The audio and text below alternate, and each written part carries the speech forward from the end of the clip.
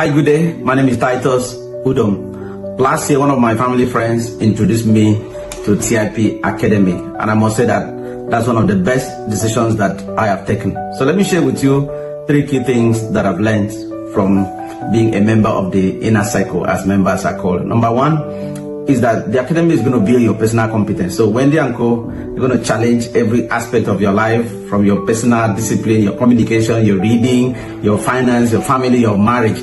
Because I've discovered that the issue with parenting is not actually with the children, it's actually with the parents. So when parents fix their lives, parenting becomes easy, because at the end, children are going to model after the parents. The second thing I've learned are the various connection tools that Wendy shares every morning. When you understand and use these tools well, you're going to build connection and bonding and strong relationship with your children. I remember one of the activities was writing a love letter to your children, and I did it. My children, they really liked it. They kept the letter, they filed it. So these are some of the things that you will learn so that correction will become easy. Like Wendy would say that correction without connection will result in confrontation. One of the other things, the third thing that I've learned is about the community. So you're going to meet a lot of people. You're going to learn from members of the community. You're going to share. You're going to collaborate. So it's a great family to belong. So I want to challenge you and encourage you to enlist. And I'm sure when you join, you'll also be sharing your own story. Thank you very much. See you soon. God bless you. Bye. Are you feeling overwhelmed with your studies? Too much to study and too little motivation? Introducing the Sukulu Learn and Earn, a unique platform designed to help you study smarter and earn while you learn. Engage with interactive learning modules tailored to your learning needs. Earn points for completing tournaments, which you can convert into real rewards. Amazing, right? Then what are you waiting for? Signing up is easy. Visit sukulu.ng to begin your learn and earn journey today. Don't forget to follow us on all our socials. Sukulu, Learn and Earn.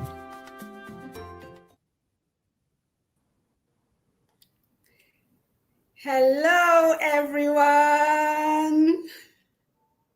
Hello and hello. You are so welcome to the final session of TIP Annual Conference.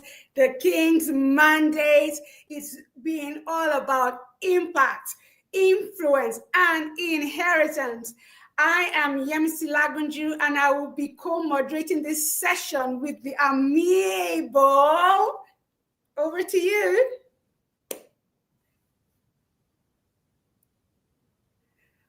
Okay, Sandra, we can't hear you, but I have my co-host with me. That's Sandra Oduku, and she will be moderating this session with me this night.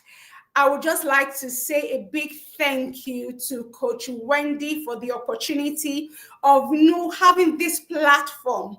Sincerely, it has been a mind-blowing and transformative experience.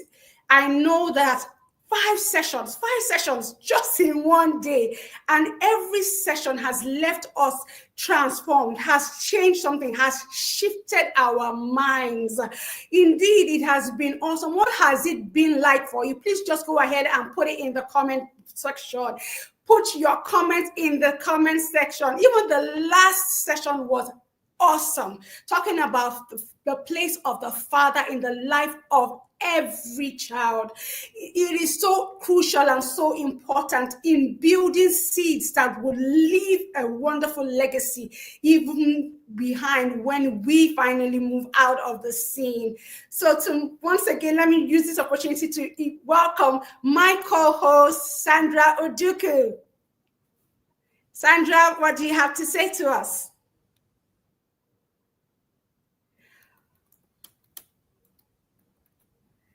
All right. Okay, I'll just go ahead with what we have for tonight while she sorts out her audio. But once again, I said you're so welcome to be here tonight. I am truly excited to have you here. Sincerely, TIP Academy is worth every penny, every naira, every dollar, whatever the currency you are going to use. It is so important to get into this academy, because this academy, I promise you, has the ability to change not just your children, but it changes you first. Now, to be a part of Inner Circle, it is really nothing more than for you to take hold of this opportunity. We have a 24-hour discount. Yes, yes, yes, yes, yes. So if I were you, I would take advantage of this opportunity. For a single booking, for a single individual, you can book it as little as 10,000 naira. Yes, because TIP and Academy runs all the way from December all the way through even to November. It is a 365-day calendar, sincerely, and it is filled with so much information, and not just information and knowledge and wisdom, but it gives you the tools to implement. And yes, if you're a single person, please go ahead and book with that single slot of 10,000. And if you want to book as a couple, yes, you can book with as little as 20,000. And once you make that payment, your slot will be kept, and then you can go ahead and make the remaining balance and payments even all through just before we go ahead and kick off the next year in December. So what are you waiting for? I'm sure it has been a transformative experience for you all day. So please go ahead, make that decision. Take hold of this advantage that you have tonight to actually get into the Inner Circle, because I promise you, it is something that you will be so happy to be a part of. Yes, yes, yes, yes, yes. And we have our speaker. He is already here. He's right here at the backstage, and he's ready to share and to make a difference once again in our lives. I promise you. I have heard him from time past, and I know that it's going to be an insightful session. It's going to be a transformative session. TIP team, please go ahead and roll out the bio.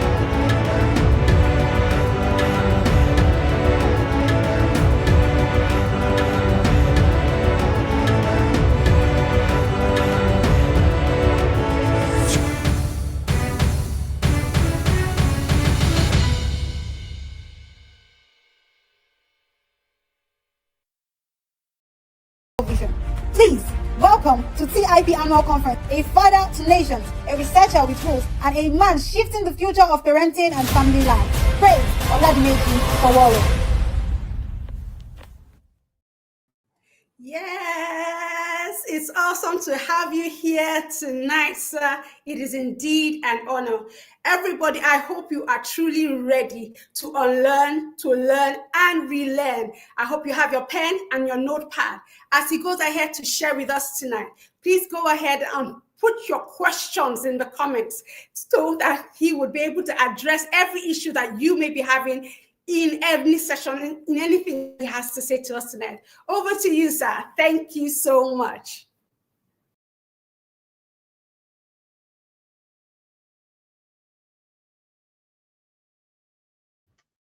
Thank you, everyone. My name is Praise Fowore. I've been rightly introduced, and I'm super excited to be back again and to be sharing with you today. I want to appreciate my baby sister, Wendy, and a lovely husband for inviting me to be sharing with you on something that is very important, intentional, and groundbreaking. I cherish my relationship with Wendy. She knows, and she knows that I'm one of the people that will talk to her about, deep things, and someone I respect. And so one of those people also have direct access to invite me to come and do stuff. And then we won't have to go through the protocol of, hey, what are you going to pay? Whatever I have to do is to support the incredible work she's doing. And it's been like that from day one, so you must learn how to build good relationships. Now, tonight, I have been asked to, can I get my slides up? And so that is, okay, fantastic. Is it possible? I know there are various options there. Can you have the one that has me and the slide side by side? Okay, but while you're doing that, so I've been asked to speak on legacy builders, passing the baton, fantastic, of influence with royalty. This subject is very, very important, very critical. My name is Praise Oladimeji Fowore Bamikole. In case you don't know the name, right? I learned to do my names in full these days. Okay, so I function on Instagram. So if you want to follow me on Instagram, I am Praise Fowore. That's it. Okay, so we go ahead. I love the Bible, and I love to share from the Bible. Not because I'm a religious person. I'm not. I am deeply spiritual. I love God, and I try to, I think in systems and strategies and frameworks, right? And so this is one of the verses of the Bible that is very important to me. Any enterprise is built by wise planning. Become strong through common sense and profit wonderfully by keeping abreast of the facts. Any enterprise. So if you want to build family life, you want to build parenting, it starts with wise planning. But you know that where we come from, we're not a people who are used to planning. So we build houses, and when we complete the house, we now think of the drains, right? So naturally, we're not a people who are very intentional with things. It's something that we are learning. Now, but it wasn't so originally. So our forefathers weren't like that. They were planners because they fought a lot of wars, right? And so when we talk about passing the baton with of influence with royalty, and we're talking legacy, you cannot talk legacy without planning. Now it says that enterprise becomes strong through common sense and profits wonderfully by keeping abreast of the fact that you plan, it grows, and then it profits wonderfully. The biggest challenge we have is when anything works in our client and you're asking people, how did it work? You know what they say to you? I don't know how God is doing it though. It's by the special grace of God. What does that mean? How do we deploy this grace to replicate what you have done? So we are not a people who share trade secrets. We are naturally people who hoard things, and we hoard things because we don't want other people to come close so that they don't replicate. But you see, a poor man in the midst, a rich man in the midst of 6 poor people is the 7th poor man in disguise. It's only a matter of time. So if we don't normalize how to build legacies, normalize how to replicate success, Africa will still be at the same level in another 100 years, God forbid. And that's why I think God is raising people like me, Wendy, and a couple of other people that is raising to sound the alarm, but not just to sound the alarm, to start to teach our people about how to build systems. I love the quote by the King of Dubai, one of my favorite guys on the planet. He said something, he wrote something in his book. He said, my grandfather rode a camel. My father rode a camel. I ride a Mercedes. You can see there is a progressive growth in there. My son rides a Land Rover. My grandson is going to ride a Land Rover. But my great-grandson is going to have to ride a camel again if care is not taken. So what he's saying is that if we do not document history, document what is working, if we're not intentional about the legacy we want to leave behind, we're going to come back and realize and wonder, did this person pass through this course? Did this person pass through Africa? How come that their life has become like this? We are the only continent today whose past look more beautiful than the future. Isn't that shocking? And that's why you need to pay attention. My message today is very professional, but also very prophetic. It may not sound like that because you may not hear me quote a lot of scriptures, but pay attention to the blueprints I'm going to give you. So many of us know what is working, but then we don't document. So if you don't document, how does your child know what you did, what made it work? And so we speak Christianese. It's by the special grace of God. It's by this, it's by that. We do not create a blueprint, a flow chart that says, these were the things I did that produced this outcome. So the whole world is talking about the future. Everybody talks about 2045. And there are information already that speaks to that future that you need to be aware of as an African parent, for you to understand the role you need to play. So this is the world order in 2045. They're saying Asia will be the dominant force driven by China and India. Already you can see around the world. I'm telling the story, so follow me carefully. I'll wrap it. I'll bring it into what I'm speaking of. Now, Asia, you can look at China. China is already living in the future. In fact, they have left all of us behind, and then they are in the future. India is following. So they are saying that the global economy, the top 3 economies in the world, we either be China, India, then maybe America, right? Africa is a rising giant fueled by youth and resources. That is saying something, but I'll tell you what it means. North America will be a tech and military leader, but declining in relative power. Europe is going to be a stable but aging player with niche influence. Of course, you can see that already happening. South America is going to be a potential energy and food powerhouse. They will still provide food for the world. Middle East, energy wealth, but limited long-term stability. Australia, wealthy and strategic, but not a major global player. Now, look at what every other continent is going to be doing. They say Africa is going to be the rising giant fueled by youth and resources. The largest congregation of youth in the world are going to be in Africa. Now, if legacy is not planned intentionally, if we don't pass the baton and raise responsible young people, because the ones you are seeing right now on social media, they are naturally more about dragging people, fighting battles, speaking about what doesn't even make sense, that you begin to wonder, how are they going to become fathers? They don't understand, they don't value respect, they don't value discipline, they don't even want to listen, and they are not even willing to learn from the people who have documented results. And so that should worry us, because youth is in vain if youth lacks direction. And so if we don't master how to subliminally script them for the future, you'd realize that they will run into that future and implode.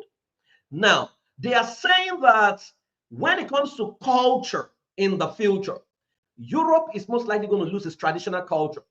North America will retain some aspects, but will be highly globalized.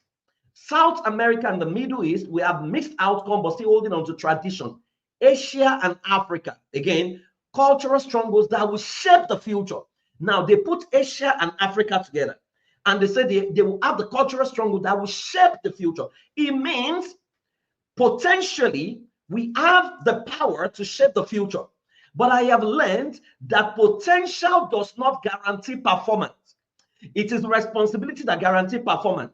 If potential guarantees performance, then Africa, we have the wealthiest people on the planet because potential yapa in Africa. We have too many people with too many talents that never saw the light of the day. Not because they couldn't have seen the light of the day, but the environment was not favorable one, and then they did not take full responsibility for their potential. But then Asia has taken responsibilities for their future already with education. I mean, I am a student of the Asian family system. I mean, Japan is just very crazy when you see the intentionality with which they're raising children, right? And every Japanese family understand the national values, they understand the family values, and they live it out. The educational system is built on it. Now, he's saying that by 2045, Europe and North America will struggle to define their cultural identity, while Africa and Asia will be the dominant cultural influences of the world. Now, based on what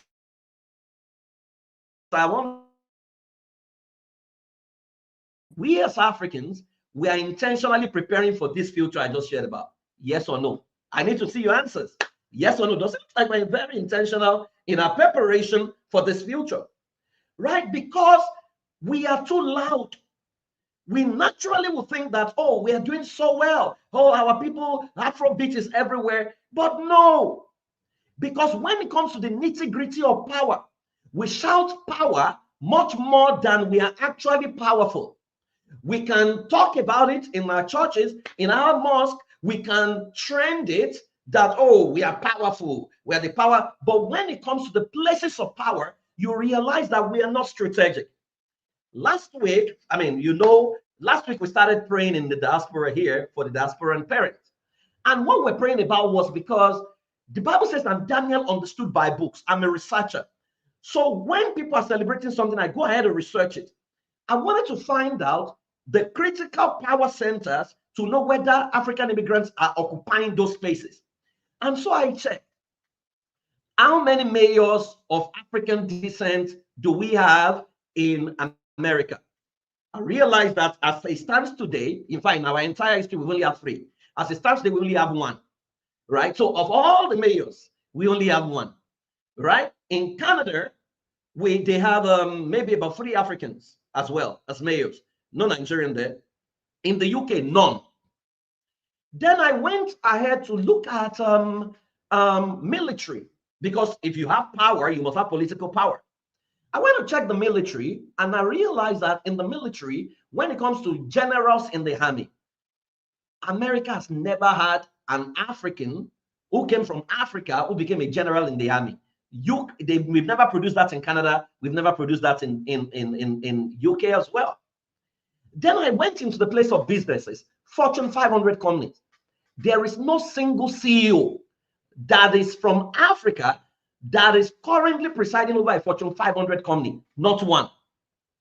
So then you want to ask yourself, when we say we are powerful, where is this power? I went ahead to check when it comes to parliament. In fact, in the House of Commons in the UK, no African immigrant. In America, maybe about 8. In Canada, they have a bit of representation. Then I began to look at what cultures are dominating. And then I found out that Jews dominate real estate, they dominate media, they dominate tech. Indians dominate FMGC, they dominate tech as well, and some other things. Chinese, they dominated manufacturing. When I look for what Africa dominates, number 1, religion was number 1 thing that we dominated. So we're going to pass legacy of religion, right? And then they said we show up in healthcare, and that healthcare majorly we show up in care. So care are the ones who take care of old people and all those things. It got me to begin to think. Then I ask a final question. Now, why is it that we are not this powerful in the diaspora? And I began to find my answers. I mean, I will spare you that because that is not for this place. But one of the things I found is that we are naturally a people who are given to what is transient, that we do not care about the next person, right? As long as I can buy a house, I can get a job, I'm okay. But in the midst of all of that, We do not, there is no African company, as it were, that when you land in America, you land in the UK, you land, they say, go and work in that company, there's free job waiting for you. I was talking to a Chinese lady, and she said to me, Praise, I wanted to go to UK, but my friend called me and said, there's a Chinese company in Canada, I should come. There's free house for the next 2 years. And I went there, and I've been living in that free house, and I was like, really? He said, yeah, because whenever we succeed for Chinese and not just for us. And I started thinking deeply to say that, is there something that is wrong that is producing this outcome? What is wrong is our parenting system, our family system. And if we don't change those family systems, because you can, when you say legacy, we talk about legacy, you cannot pass what you don't have, right? The legacy we're talking about is not your cars, it's not your house, right? You cannot, I mean, if you come to diaspora, we do a lot of African stores. So when we are joking, we say that, if you look at the Fortune 500 companies, we say that, oh, when the Indians want to die, they will hand over some of the companies to their children as legacy. When the Chinese, they will hand over manufacturing. What are we going to hand over to our children? African stores. So they will become professors and come and be professors of African stores. And we'll laugh about it. But this is a serious conversation. To say, why is it that we are quick to settle? We never think of global domination. We never think of strategically collaborating to position ourselves for power. And so if you don't understand legacy, you'll be thinking cars, you'll be thinking house, you'll be thinking about those things. But you see, where I come from, they say that a child that was not properly brought up is going to sell a house that you have built. He's going to sell it for peanuts. And so you need to follow me carefully. Africa has not always been like this. So something happened to our legacy that led us to where we are. Because many of you listening to me do not know that Africa was the first world power, actually. We were the first global power on this planet.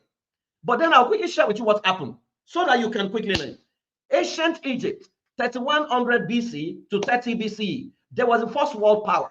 They were the ones that influenced cultural influence, Egypt philosophy, religious beliefs, art. In fact, if you're a student of the Bible, you know that Egypt at some point was feeding the rest of the world because they had food when there was famine in the world. Scientific and technological leadership. The first form of writing, hieroglyphics, was from Egypt. How did Egypt fall? Egypt fell due to internal strife. Does that sound familiar? Instead of collaborating to take on bigger things, they began to fight themselves. Oh, rotational presidency. He must be Yoruba. He must be Igbo. He must be. So they started fighting themselves. And as they began to fight themselves, invasion fell on them. Because they were not united, they were taken out. The next order of global power from Africa were the great empires. You have the Kingdom of Adsum, the Ghanan Empire, and the Malian Empire. In fact, Malian Empire produced a man called Mansa Musa, who was the richest man that ever lived. Richer in currency than Elon Musk, right? They said that when he was going from Mali to Mecca, he had so much gold that his gold collapsed and crashed the economy in the Middle East. But then you go to Mali. Mali looks like an embarrassment, looks like a place that has never been inhabited by any sensible leader. You would ask, why didn't he build skyscrapers? How did Mali fall? If you check, all of them follow the same order. Succession struggles, internal conflicts, all of them. So it means that Africans naturally implode from within. That instead of, when we see someone doing well, instead of collaborating to take it to the next level, we look for how do we bring this person down? And so we have a legacy of snitching. We have a legacy of competition and not collaboration. And so you realize that even when we talk about slave trade, you realize that before slave trade came, we had already been taking ourselves as slaves. And so it is important for you to understand the sense of history, because once your identity is compromised, the very core of your essence is lost. And what is left becomes trial and error, which produce accidental success than a predictable success.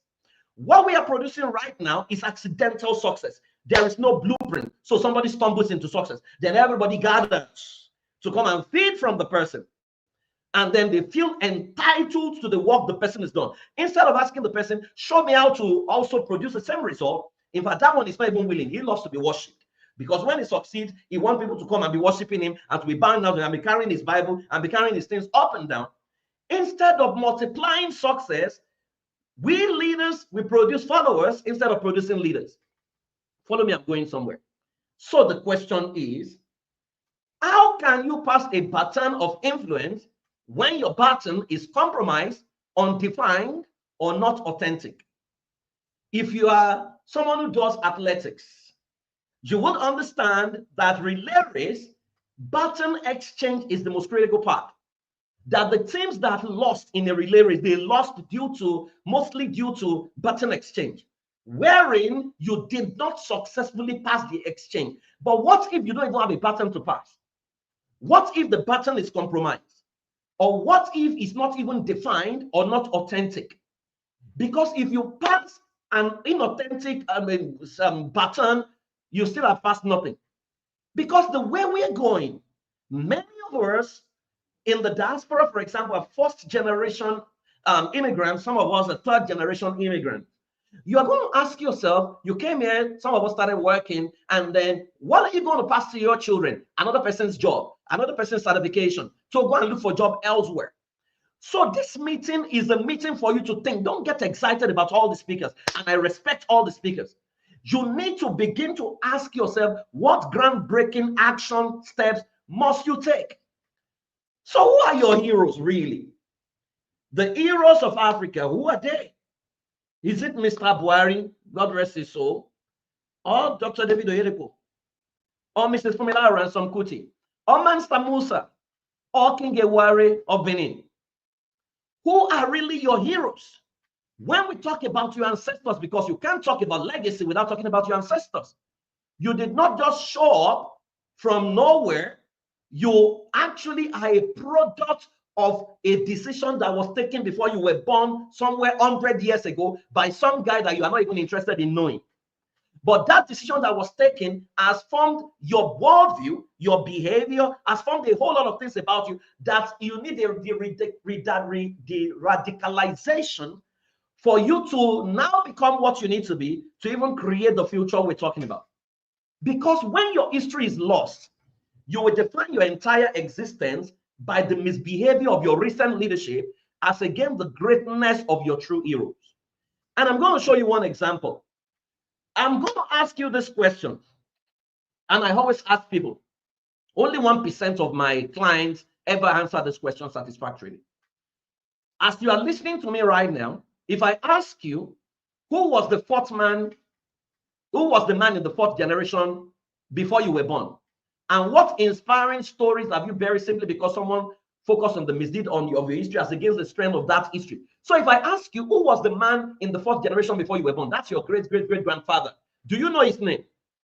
It's a yes or no question. Do you know his greatest achievement? Now, if you don't know, like I predict correctly that many of you will not know, then something is already wrong with you. And I'll tell you what is wrong. What is wrong is the fact that you are not even interested in the people that came before you. You know Abraham, you know Isaac, you know Jacob, but you are not interested in the man who was 5 generations before you to even know what is the superpower that God has placed in our family. I know why you are not interested. You are not interested because somebody lied to you and told you, those people, they are idolaters. So they are, the gift and the calling of God is without repentance.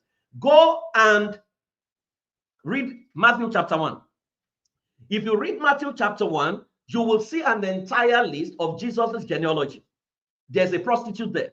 There was a man who impregnated his daughter, his wife's son's wife there. There are so many people in there, right? But you see, all those people, their misbehavior did not eliminate them from the family tree. But they were all pointing out at something to say, despite our inadequacy, we are all saviors. Because when you mention Rahab, the prostitute, what was Rahab's greatest achievement? Her greatest achievement was that she saved the spies who came to spy on Canaan. What was Judah's greatest achievement? His greatest achievement was the fact that when Joseph was going to get killed, he was the one that saved him and put him in the pit and said, no, let's keep him here, let's sell him, right? And so you can see shades of saviors in their DNA till he got to Jesus. And so many of you Africans who are running away, the question I ask is, what did your ancestors, what did they do, Gonga? And what did they do? Did they kill people like Adolf Hitler? Did they kill the Jews, exterminate the Jews? Did they disrupted nations, messed up nations like British? But British is prospering. Germany is prospering, but they will now tell you that you have generational curse because your father, whose greatest madness was fornicating or stealing somebody's wife, they will now say you can't prosper because of that. No, you need to revisit it and now understand the good things in them, the power God has placed in them, so that you can get back to where you are and now know what to hand over to your children. So the question is, what superpower is hidden in your history that you are buried? Because every family has got a superpower, right? There are families you mentioned right now, you know, these families, they are activists. When you mention the Anikulakos, you know the activism rests in their blood. When you mention the Dantetas, you know it's industry. When your own family is mentioned, what is the superpower? Because if you don't understand your superpower, you can't even have any baton to, you don't even know the baton, let alone pass it. So we can't even be talking about passing anything when you don't even understand the baton. So when you hear the name Benin City, what comes to your mind? Anybody? Of course, I know I can't see what many of you are typing. But today, if you mention Benin City, I asked someone yesterday, when you mention Benin City, what comes to your mind? He said Yahoo Yahoo. I said, why? He said, because that's the capital of Yahoo Yahoo in Nigeria. I said, really? When I was in Nigeria, in the late 90s and 2000, when you mention Benin City, you know what comes to people's mind? Prostitution. But then Benin City, Benin Kingdom, Edo State became defined by prostitution and now Yahoo Yahoo. I know they were trending because of what their governor said a couple of days ago. But that was the same kingdom that produced bronze work that was sold for 4.7 million during the king of Iwari in 1300. That was the same kingdom that produced a moat that was bigger than the wall of China. That was the same city that had one of the most beautiful and well-organized cities in the world. That was the same city that produced Benin arts and ivory carvings that was sold for $1 million. That was the same city that had advanced trade and diplomacy. In fact, that city defeated the British Army when they tried to invade Benin City. You cannot tell me that they didn't have a heritage of leadership. They didn't have a heritage of governance. They didn't have the heritage of industry, sophistication, innovation. They had those heritage. But then, how come it was not passed to the next generation? How come the baton was, it means that someone along the line dropped the baton, or it was not documented. And so when it was not documented, no point of reference. Without a point of reference, it becomes a free-for-all. And so now it changed from a city that was regarded as maybe the first smart city the world ever knew, to a city known for prostitution, now to a city known for Yahoo Yahoo. That's the sad story of many families. That many of you are jogging into the future, when actually your future is in your past. It's in the journey you have refused to take to your past to figure out the power God has placed in your family, and then to articulate, appropriate it, and use it to move into the future. And so, right narrative, honing your history, and living out your superpower, therefore, is the first pathway to building a legacy of influence. And so, how do we intentionally pass the baton of influence with royalty? That is the question we are here to answer. And I hope I have the time to finish it. If I don't have the time, please let me know when my time is up. I will stop. The first thing you want to do is that you want to create a legacy architecture. There's what we call a legacy architecture. I mean, I can't teach you that. It will take me some time. But you see, legacy architecture is summarized as a framework that leverages your past to understand your present and now create the desirable future that you want your descendants to live in. Some of you listening to me, you are going to take on the mantle of becoming the first ever intelligent ancestor in your ancestry. You are going to be the man that stands between the living and the dead and is able to shape the future. Abraham had a history before he got to him. But when he got to him, he became the friend of God. It was Abraham who defined the future. And God said, through you, all the families of the earth will be blessed. And all is going to be all. So the first thing you want to do is to learn to create a legacy architecture. What it means is you want to discover your superpower. You want to check everyone in your lineage. What is the common denominator? What is common to them? Are they pioneers? Are they business people? Are they into industry? Are they teachers? Are they priests? In fact, if your great-great-great-grandfather was a dibia, was a priest of some idol, whatever that you call it, it means priesthood resides in your DNA. That's why if you become a Christian, you realize that the prophetic naturally manifests through you. It's because God placed that gift of priesthood in your family, in your lineage before you were ever born. It's always been there. So you want to discover your superpower. And then when you discover that, you want to now determine the future of your descendants. What would you want your descendants to be known for in another 100 years? What do you want them to be known for? And when you answer those two, you will now want to create an intentional governance system and create a pathway to actualize that future, a culture to actualize that future. Now, the last time I was here, I mentioned a little bit about family governance system. Now, I can't also go into that, but family governance system is simply a combination of your family vision. There's a framework for creating that. Family values.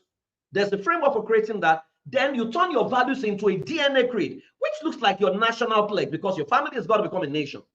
Then you now create cultures.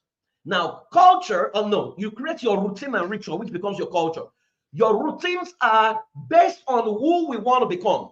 You see, there is no way you can retain yourself and create this ritual we're talking about. You will need to change. And that's why your personal development becomes very critical. So to become that future, you now ask yourself, based on the vision we have created, what are the activities we must do as a family annually? You must pick the date, it must not change. What are the activities we must do biannual, twice a year? What are the activities we must do quarterly? What are the activities we must do monthly? What are the activities we must do weekly? What are the activities we must do daily? See, many of us who are still Christians today who pray, we pray because our parents that we say we're not born again, they made us wake up in the morning to pray and to pray at night. Whichever way, they were praying without tongues, but that activity was built into us. That's why some of us, once it's 4 a.m., you are awake. No matter how late you sleep, your body must wake up at 4 o'clock. And the next thing you want to do is to pray. There was nobody that sat down and said you must be praying. It was part of what was installed in you. So if that could be installed in you, what were the other possibilities that wasn't installed in you? And so it's important for you to normalize creating your governance system. But you see, I don't want to dwell so much on that because that's going to take a lot of time. Number two thing, when you create your architecture, is to model the legacy. You want to pass a baton of influence, you first have to live it up. Many of our children don't want to worship our God because we talk about that God and we don't look like that God. Many of us, we talk so much about God. God can do this, God can do, but every slightest problem, we are grumbling. So your children can reconcile the God you talk about with your response to crisis. So you want to model it. What we call generational causes are often generational patterns, which are passed to the next generation. Patterns are predictors of the future, right? So if you want to leave past a baton of a general legacy of innovation or wealth, you've got to live it up. Regardless of how small your space is, you can create it in a classy manner. You can live your life in a way that you live in the future, even though you have limited resources. It's called intentionality. You want to model it. I always say that when my son was 6, right? He was talking to my wife and he said to my wife, because I had pot belly, I was bigger than this. And he said, when I grow up, my tummy will be as big as my daddy's tummy. That was what he was looking to become, right? And I felt very sad. I got into the gym and I dropped 14 kg that year, right? And so you want to model the legacy. You've got to live it out. It's not a prayer response. It's actually what Bishop Edebo called what practice. You've got to live it out, right? And so it's important for you to model. Number 3, you now must create and own your narrative through what we call intentional legends. Every family must now create their own legend, which is their believable stories.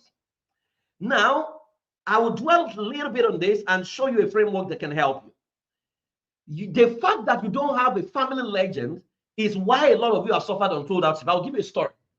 I was working with a lady who was going through domestic violence and going through divorce.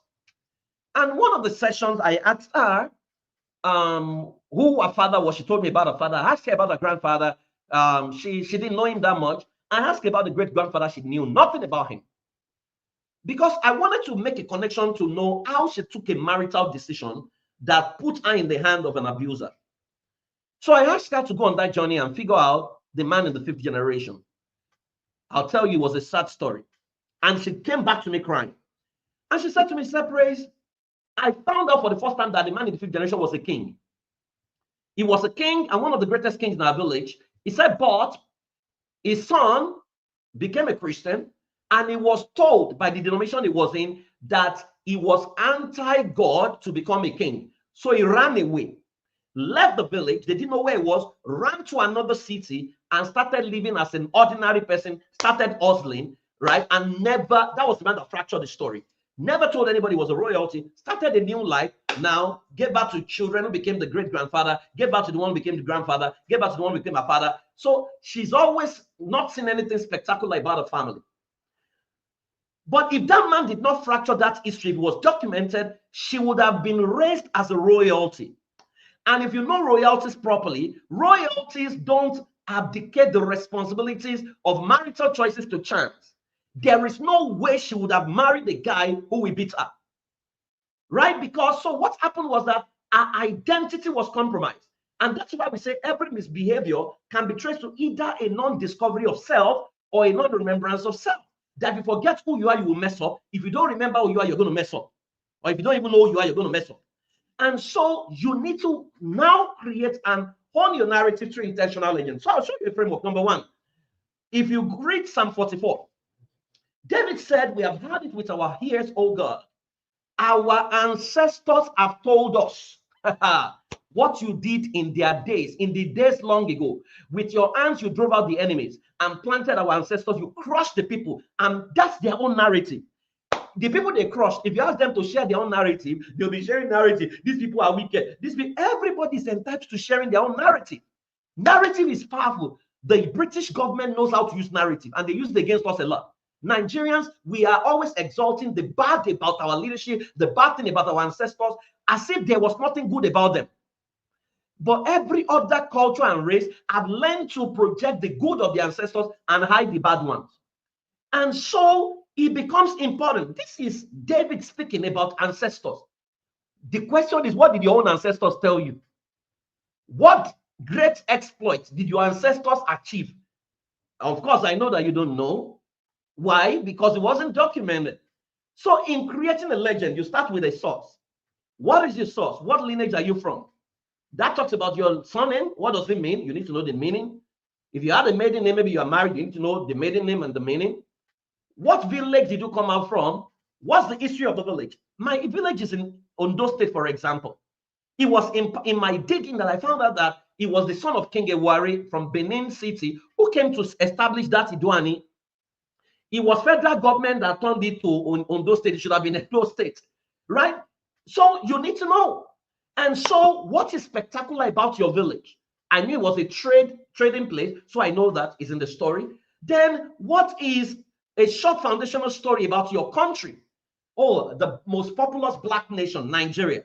Then a short history about the continent and the history of the noble names, the country that produced Nnamdi Ezekwe, the country of Wole Soyinka, the country of, you mentioned all the great people that you mentioned, some of the great people, it's in your story. It's part of your heritage. And then the history, to say it's the cradle of civilization. That was actually, is repeated that the Garden of Eden is found somewhere in Africa. Africa is green. You speak so well of it in your story, in your narrative. Then number two thing is family tree summary. See, I went to a place called Bramble Castle in Scotland. The castle has stood for 1,500 years. We paid, I think we paid 28 pounds per person to enter. As at the time I was there, 10 a.m. that morning, over 200 people were there. I started asking myself, how much do they make monthly? I mean, daily. That was the thing that was concerned. But I was marveled at how well they curated history, right? How well they were very intentional about their history, right? And that was what we were going to pay. And my mind went back to Nigeria and I started crying because I'm wondering what is going on. How come we don't have museums where we can go and they will tell us history? I went to another place just 2 weeks ago. I was in Missouri and I went to a place where they were showing me bones of archaeological extract of people that lived 6 million years ago, right? And then my brain was confused. Okay, Bible, what? As in, they were showing me the places, right? And so family tree summary. Who is your ancestor? Who is the great-grandfather? Who is the grandfather? Who is the father? Who are the children? You want to know that? Number 3 is your superpower. Superpower talks about what are the traits and tendencies in your lineage. What are the traits and tendencies? Oh, in this family, we're very blunt. In this family, we're honest. We're disciplined, right? Do you know that you can put a heritage of marital bliss in your family that nobody ever divorces in your family? Do you know? Right? Then you create short summaries, historical achievement.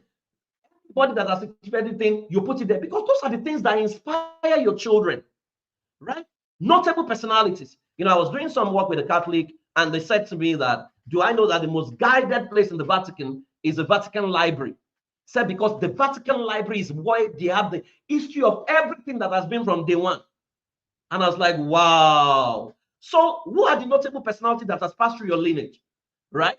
Maybe you produced a governor before, maybe you produced an industrialist before. Do you know that some of your ancestors who were into slave trade in that age and time is the same thing as international business right now? So it means there's an international business DNA inside of you because they were doing slave trade with foreigners.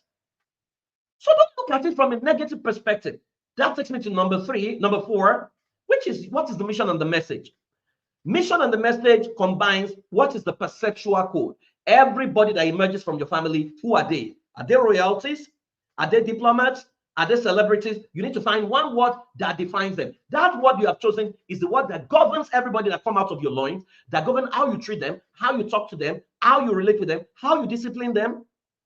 Then what is your family mission and your vision? That's covered under the family governance. I talked about that earlier.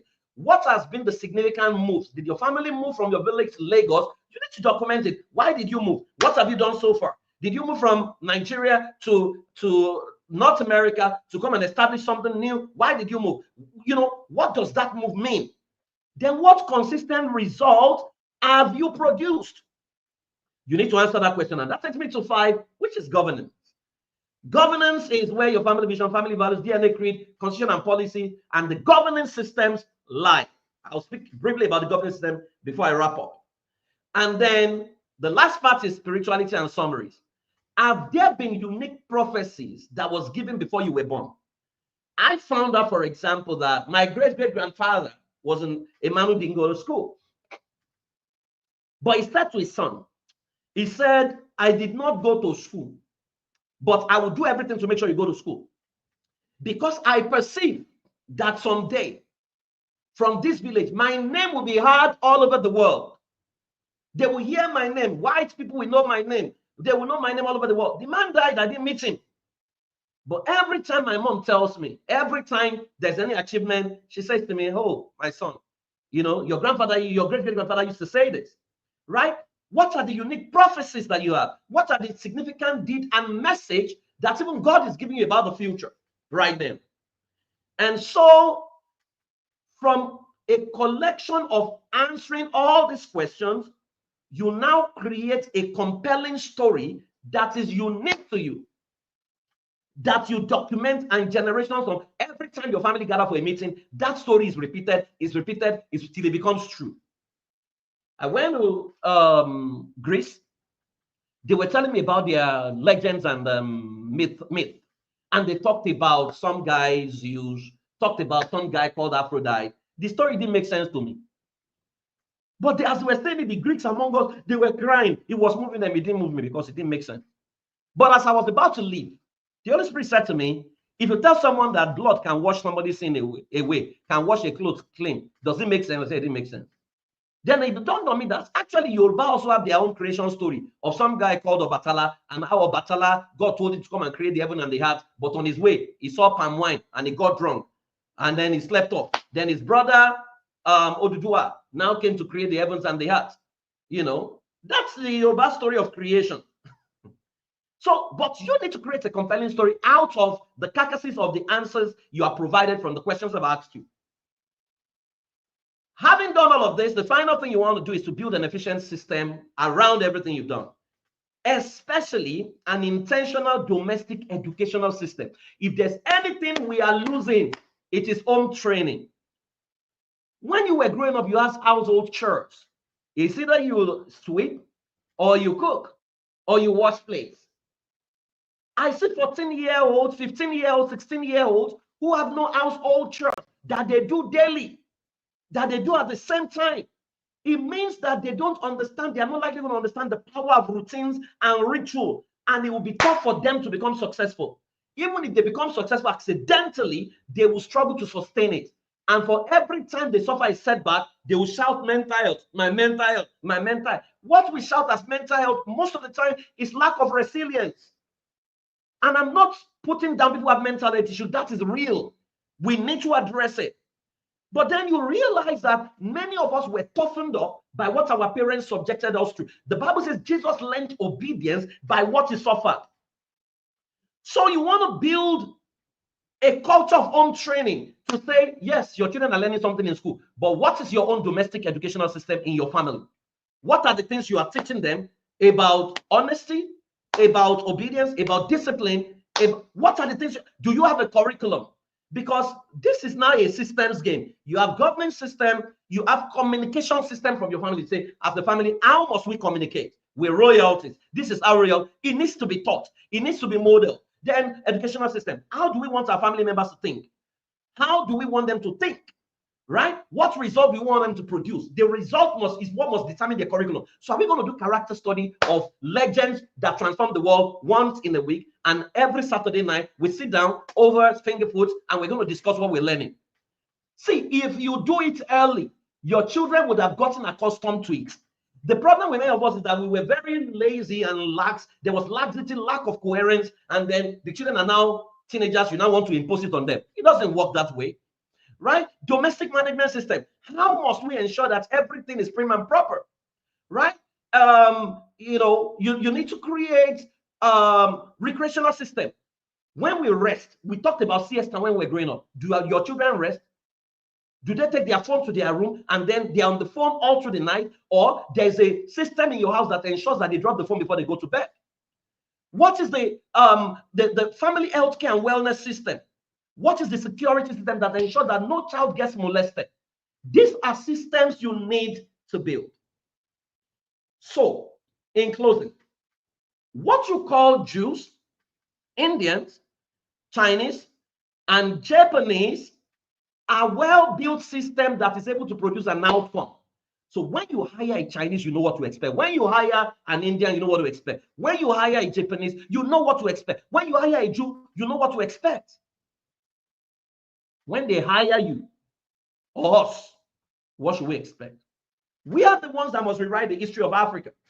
Every time I'm in a room, they tell me, every African we've met, we always hear that they are dishonest. He said, but you are different. I said, yes, because the Africans you met, that's not the true representation of Africa. I am the African you need to meet. We need to rewrite that history. And we need to walk tall into the room. Every room, whether the room is filled with all, whatever you know is what you know. You walk into that room with your head tall. We are not going to bow anymore to any race as Africans, because dance is not what defines us. Sex is knocking is not what defines us. Intelligence is what defines us as Africans. Innovation is what must define. That is what we need to have to our children, for them to know that we can hold our ground everywhere we go. The question is, can God depend on you to rise as ancestors of a new legacy? Because there is what we call beyond parenting. I don't know why Wendy gave me this topic, but you see, beyond parenting is actually ancestry. That we need to move beyond the need to raise our children to discipling the next generation. You need to become an ancestor right? And to become an ancestor, you need to move from awareness to framework, right? Which is illumination and vision. Then you need to move from framework to systems intelligence. Then you need to move from systems intelligence to transgenerational culture. That is what it takes to be an ancestor, and that is how to successfully pass the baton of influence to the next generation. So my final question is, what would your world look like in 21-24? Of course, that time none of us will be here. Even if you want to be here, we refuse it for you in the name of Jesus. What will your world look like? You won't be here, but do you know you can shape that world from where you are? Abraham, it says, as far as your eyes can see, to you will I give, and to your seed after you. If you can't remember the man in the 5th generation before you, can you at least become unforgettable? Because if you don't work with what we are sharing in this conference, if you don't document, if you don't pass it to the next generation, then the generation is going to come, they won't even know that you were here. They will totally forget about you because there was nothing significant that was recorded that you intentionally passed to the next generation. You are a savior, and your legacy must define you and your ancestry henceforth. So that at the end of the day, like Psalm 127 verse 5 says, oh, how blessed are you parents with your quavers full of children. Your enemies don't stand a chance against you. You will sweep them right off your doorstep. Because what the future will look like is that your children will rise like Moses. The magicians will also show up to counter the right values you are teaching. The magicians will come with their rod. Your children will have their own rod. It's called competence. The magicians will drop their rod, it will become serpent. Your children will drop their rod, it will become serpent. But your children's serpent must swallow the magician's serpent. Is called superior service delivery. That is where we're going. And that is legacy we must leave with the generations coming after us, so that they can also pass it to the next generation, and they can pass it to the next generation. And maybe someday we'll be in heaven, we'll be watching them, and we'll be nodding our head for a job well done. I want to say thank you very much for having me. I hope this has been helpful, and I hope you have learned something later from what I've shared today. Thank you. God bless. Wow, thank you so much, sir. This session has truly been loaded. Please, can you just put it in the comment box? Yadas, you know how we do it. I want to see the fire emoji just going on and on. Roll out the fire emoji, because this session has truly been so impactful. Has been so much that has been said that, in fact, if you're not in the yard, you will not understand. For those of us in the inner circle, we understand the depth of what he has shared about. Coach has talked about our bloodline. She's talked about our parenting launch plan. She's talked about, how we need to be role models. There's been so many things that he has touched on. Thank you, sir. We truly appreciate this session. You have poured yourself out, in fact, in such an awesome way to every one of us tonight. Thank you. Yes. Keep it coming. I want to see those comments in the comment section. I want to see those comments going on. Thank you. What has it been like for you? I'm seeing lots of fire emojis going on there. I'm seeing lots of thank you. Thank you so much, sir. We really appreciate all that you have given to us tonight. We would like to ask, does anybody have any questions? I want to see your questions even now, so that we can have him share, address any of the questions that you may have. I know for Yadas, it's easier to understand what he has said, but maybe you're not a Yada and you are here today and you have questions from what he has talked about, building legacies, about how to document and to be able to create an ancestry that will truly last. So please go ahead. I want to see the comments, the questions in the comment sections, and let's see how many questions you'll be able to attend to even right now. Wow, I'm seeing those comments coming in. I'm seeing a big, we honor you so much, sir. Indeed, this session is so humbling. I'm seeing Thought-provoking. God bless you. Wow. Yes, I'm seeing those comments. I'm seeing, keep them coming, keep them coming. And yes, if you have your questions, let us address those questions even at this moment. Thought-provoking indeed it has been. Oh yes, yes, yes, yes. It got me researching on my own history. Really, even for me as a person, I've asked myself, how far in my lineage am I aware of? You know, and these are part of the things that, you know, Coach Wendy has talked about. Our family tree, our family history. We need to be able to pass it across even to the next generation, our children. Because when they don't know their history, they don't know their identity, and they don't know their superpower, just like Praise Roy has said today. Yes, yes, yes, yes, yes. It has been a thought-provoking session. All right, so I'm seeing a question. It said, what if we find out about our ancestors' legacy and we want to change it? I'm talking about bad patterns. Yes, sir. So that's the question for you, sir. What if we find out about our session? Yes, sir. Go ahead, sir. When you look at, oftentimes as human beings, and that's what separates professionals from amateurs. Amateurs look at what? We look at why and how. What you call bad patterns as a cause that led to it. You want to find out. So I'll give you an example. I was working with a lady who went to do that, went to find out about her history, and she said to me that why that issue was buried was because they thought the man was wicked. Number one, they said a great-great-grandfather was a man who was known for snatching other people's wives. Of course, that's bad pattern, isn't it? Number two, they said one day he has a lot of slaves. You know, he dealt in slave trade. So they didn't think that was good, right? So they buried that. Then number three, they said it was a slave that fell in love with his daughters, because he has the 3 daughters. And he said he killed the slave, right? And so they didn't want that. They felt that story was bad. I said to her, for every occurrence, for every negative occurrence, there is a corresponding positive intention. So I said, can we analyze what has happened? Yeah, number one, the man is a slave trader. That's, I mean, in their world, it was an acceptable behavior for people to trade in slave. In our current world, it will be international. It will be an international businessman, right? So that's the corresponding positive intention. Number two, they said, you know, it was snatching people's wives. Somebody who snatches people's wives. So I asked her, the people he was snatching their wives, what were they doing? He said none of them could get close to him. I said, that's a man who is taking territories, right? So it's territorial. It means the capacity to take territories beyond where you are is in your DNA. Then you said the man is, you know, he killed somebody. That's a man who will give his life to protect his family.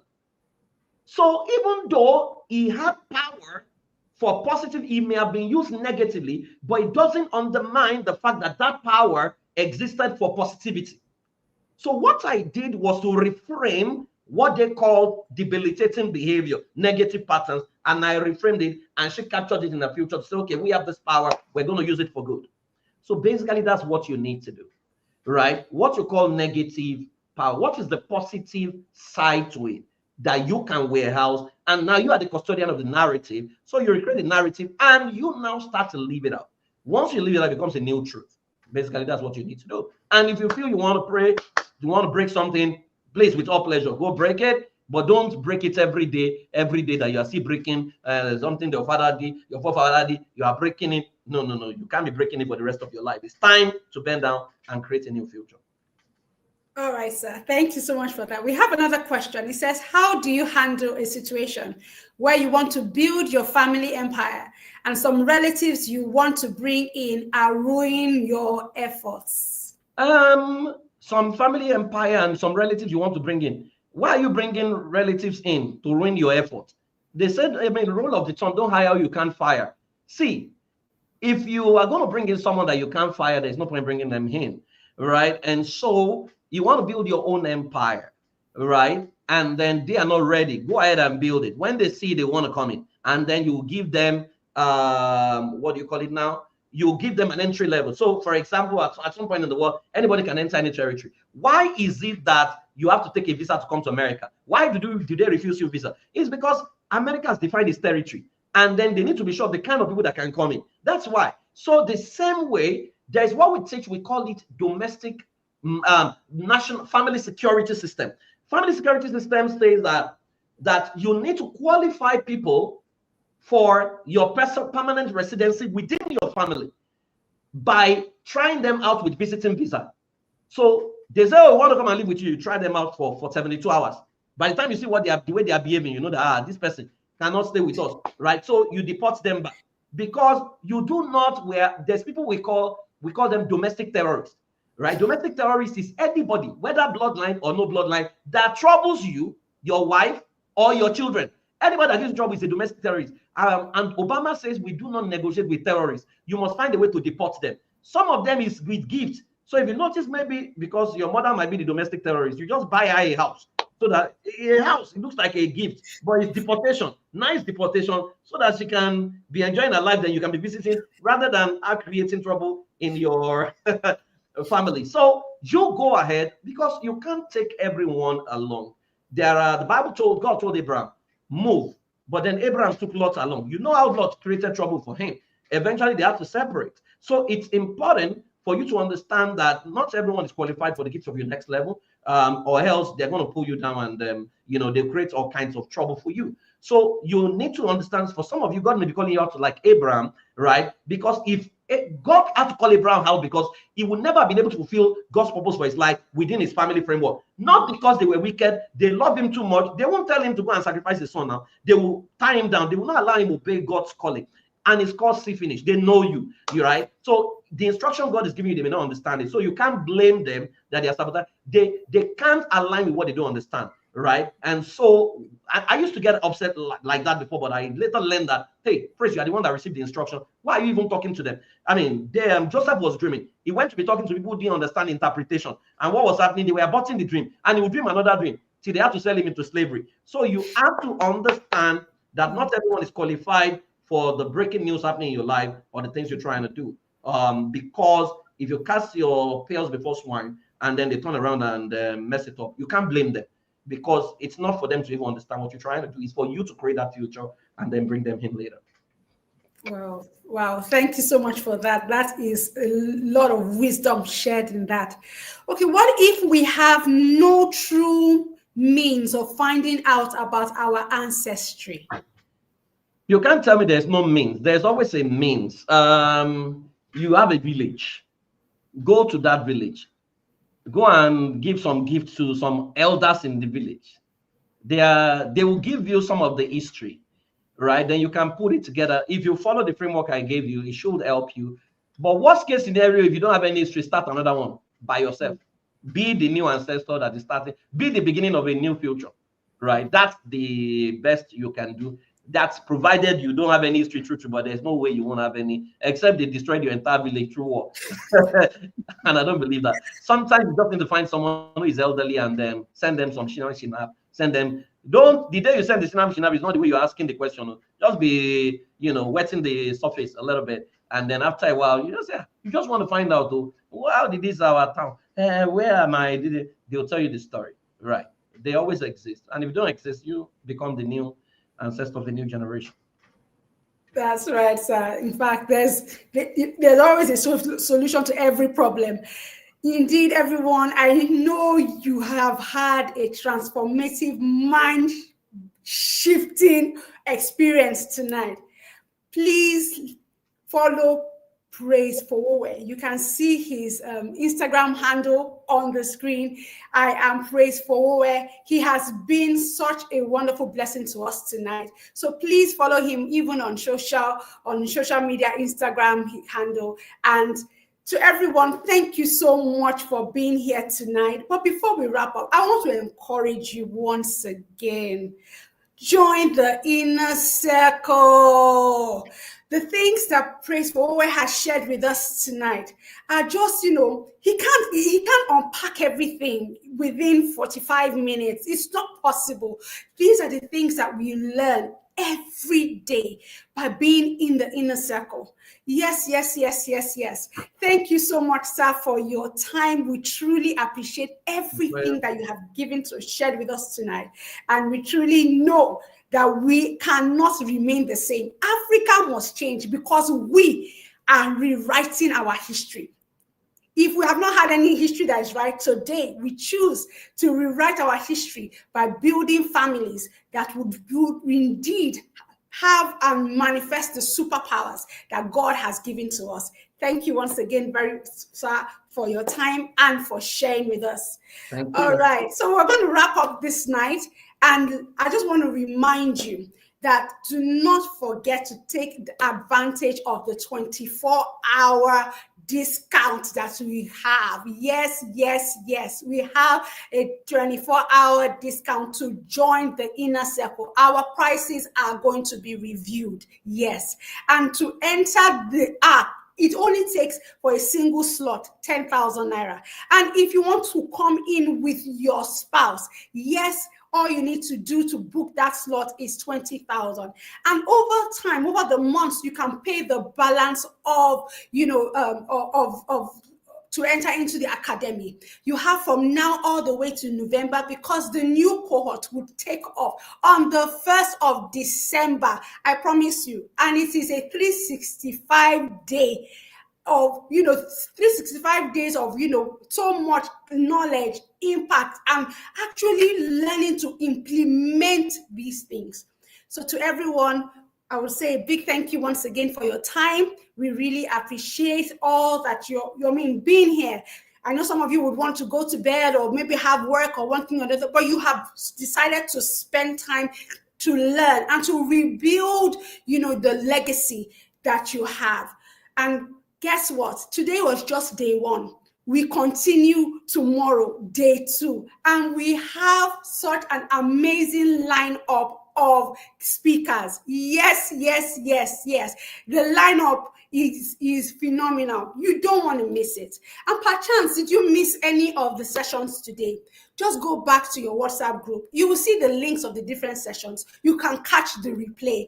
And for tomorrow's session, all you need to do is, yes, check in your WhatsApp group. You will see the link of tomorrow's sessions. And yes, we start off at 3 p.m. tomorrow. Yes, it's going to be another insightful, transformative, in fact, I don't even know the words to use. It's just going to be an awesome time. So I look forward to seeing you here tomorrow, and as we journey on this parenting academy. Guess what? It's the King's mandate, and we talk about impact, influence, and inheritance.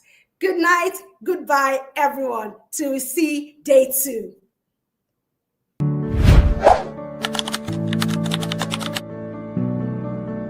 My name is Udwa Odumide. I'm a level 1 Yada in Lagos State. I joined the Inner Circle in 2024, January to be precise, after my younger sister had forced me and screamed at me to join, that I needed to be in that community.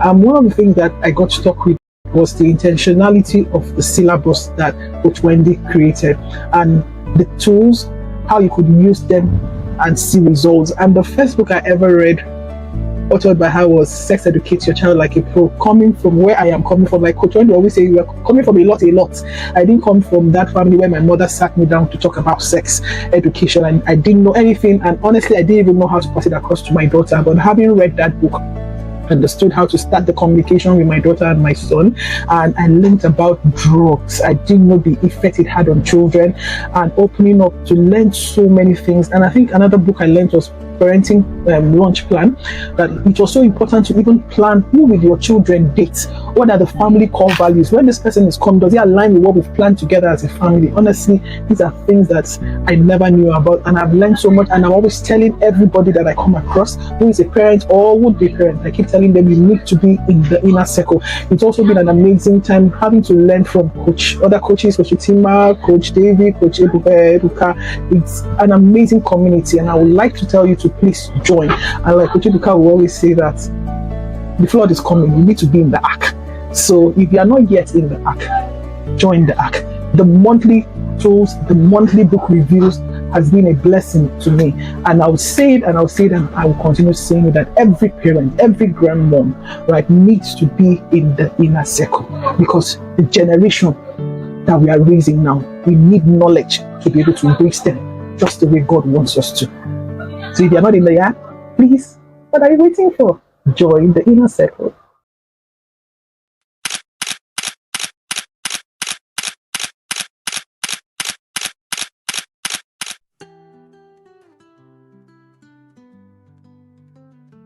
From Lagos streets to the world we dey ride. Are you selling dry fish, foodstuffs, wigs, cosmetics, or other amazing products you want to send beyond Nigeria's borders? Let us handle that for you. Introducing Ivan Global Export. We are a licensed DHL partner and NEPC certified exporter, and we bring global logistics expertise right to your doorstep. Home, shop, office, or warehouse straight to any corner of the world. That's what we do. At Ivan Global Export, we don't just ship packages, we deliver peace of mind. From documents to cargo, make us your shore plug. We will deliver. We deliver to over 250 countries worldwide, quickly, safely, and affordably.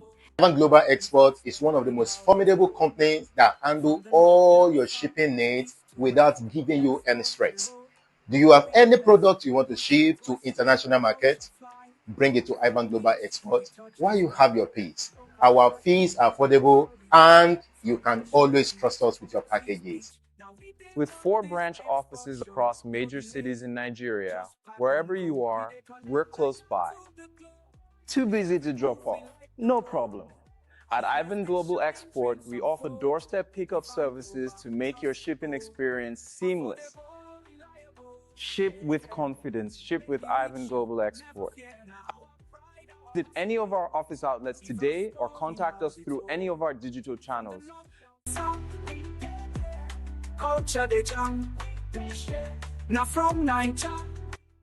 Ivan Global Export, delivering perfection for you always. No shaking, just watch us go. Business they shine, dreams unfold. Ivan Global, trust the goal.